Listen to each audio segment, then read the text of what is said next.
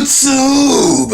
It's the Duke of Danger, Big Daddy Dangerous, the king of 3Ds and DDTs. It's your boy, Dynamite D and baby. I guess it's time for me to wrap out this year with one last thought video or reaction video, however you want to do it, on WWE Roadblock. This is the end of the line.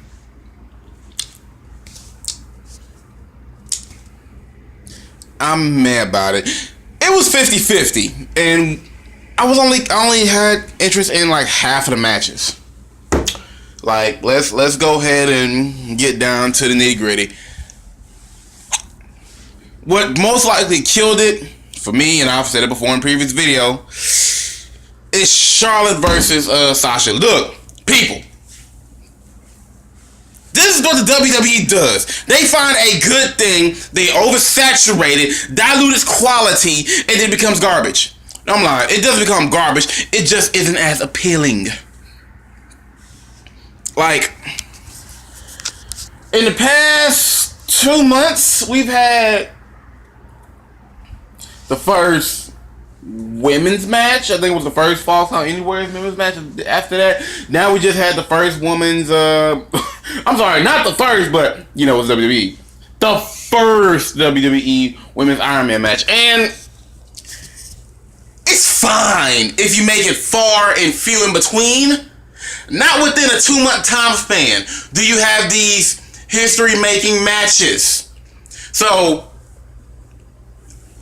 and his killing part, it's not over. It is not over. Because, guess what? You know what? Fuck it. I'm putting it in early. Spoilers, motherfuckers. Spoilers. Because now we have to get ready for yet another Sasha and Charlotte match. I'm done. I am physically done with Sasha and Charlotte. This is WWE. Right to the days when there were so many guys, you could have different matches going on. And if there was a rematch and somebody lost, which they usually did, then it was fucking done with. They may interfere in some matches until months down the line, we have it again. Not week after week after 2 weeks, and then another additional week.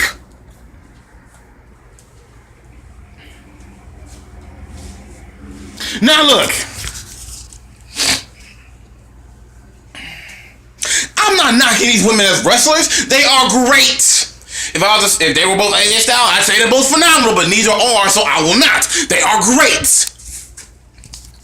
But that greatness is lessened by them meeting all the time. If one of them's the champion, show their greatness by going against other, contenders. And I don't know what the hell WWE's doing, but you kind of distracted me from the other female talent. Like, who should be having a title contendership match right now? Bayley. But we won't have that. And look, guess what? After SummerSlam, after Survivor Series, and that 5-on-5 women's tag match, that was the perfect start to start something, including Bayley. If you're gonna have Sasha and Charlotte, throw Bayley in there. But you didn't. You wasted the opportunity. Fuck you, WWE. Now let's continue. Well, if I also say the cruiserweight match wasn't too bad. It was okay. So not bad. I'll give it that. I enjoyed it. The New Day's tag match went exactly as I called it. Let me try again. If you've paid attention in the past 6 months, the New Day, when they've been getting wins, especially in pay-per-views, they don't get them in, they don't get them clean. They're becoming kind of heelish, but still have enough of the fan sway for them to still appear face. What's the problem? There's no problem with this. I have no problem. If the crowd is cool with their shenanigans, then by all means, go ahead and have it. But I started thinking to myself about a month or so ago, how long until, everybody catches winds of how this shit operates? Like, when do their opponents understand what's going on? And I knew the fact that once they beat Demolition's record, which I'm glad they did, cool, Black team got a record. That's the shit. Then that made them fair fucking game. So, in my opinion, having Sheamus and Cesaro win was perfect because, in my honest opinion, on Raw, Sheamus and Cesaro are the most dominant. Like, top 3 tag teams in Raw, you have the New Day, although I kind of will leave them in the third. You have Gallows and Anderson, the club, and then you have Sheamus and Cesaro. And I believe that Sheamus and Cesaro are the best on Raw. Cool. We've done that. We've assessed that. Put it down there. I accept that match. I had no problems with it. Cool. I believe I already said that the cruiserweight match is okay, but then again, I don't watch 205, so the triple threat was meh, and I could have gone either way. I'm glad my homie Rich won. If anything, I like heel Neville. Oh, God damn, I'm fucking myself up. Put it back in order. There we go. I like heel Neville, and he came out perfect. He came out just just muscles and just fucking shit up. Everybody gets it. I like it. Sell that story. Give me that story, WWE. I will actually watch 205 now because of that. Thank you. Next we have Sami Zayn versus Braun Strowman, and it was predictable. Like, I understand a lot of people want to think that, no way Braun Strowman's gonna, he's gonna end up getting the win at the very last second. No. Cause Sammy, I like the route. They don't have him with a title, but they need something to do with him, so they gave him this opportunity to kind of prove himself. Although I kind of feel they should have done it in a much more aggressive way. Like, he should have been more dominant in the match than he was. Cause let's be honest, the way Monday Night Raw set it up last week, where Mick was telling Sammy he needs to dig down deep, let that anger fester so he can use it in the match. This probably should have been a bit more of a street fight type match, or maybe even a hardcore match for 10 minutes. I felt like Sammy should have went down a dark path. Sammy was still being face. He kind of should have been a dark face.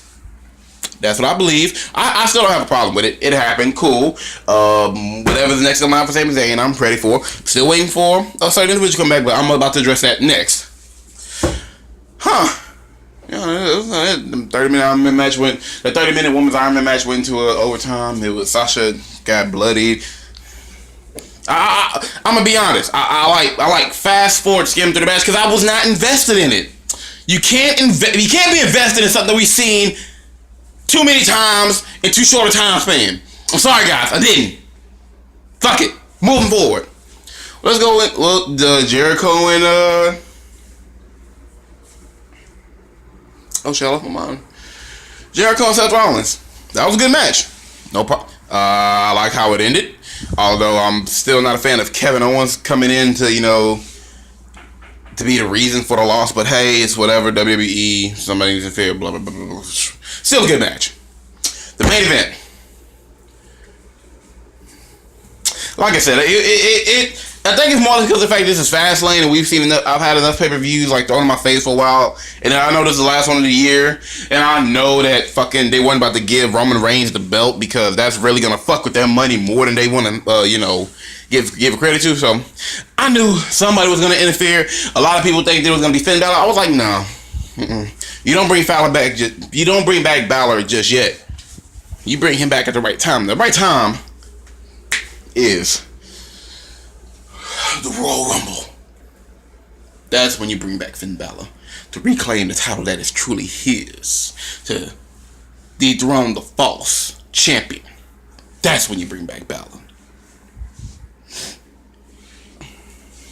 And then also it was touching to see, I'm sorry, they might as well just start putting the Shield back together, and then in the next draft Dean Ambrose. Let's just go ahead and put that out the way.